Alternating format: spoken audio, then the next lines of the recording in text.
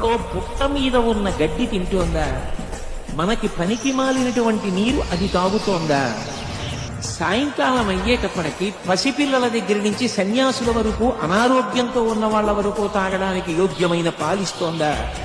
ఇంత గొప్ప పాలని ఈ ఆవు ఎలా తయారు చేస్తోంది? అసలు ఇంత గొప్ప పాలని తయారు చేయగలిగిన నిర్మాణాన్ని, ఆ వ్యవస్థని ఈ ఆవు శరీరంలో పెట్టినవాడేవాడు. నేను ఒక్కరోజు ఎక్కడైనా మలినమైన నీరు తాగితే రెండో రోజు కడుపు గొడగొడలాడుతుందే. తల్లి లేని పసిపిల్లకి పట్టుకెళ్ళా పాలిస్తే పకపకా నవ్వి ఆరోగ్యంతో పిల్ల వృద్ధిలోకి వస్తోందా? ఈశ్వర, పైకి పశు శరీరంలా కనపడుతోందా? ఇంత అద్భుతమైన పదార్థం దాంట్లోంచి వస్తోందా?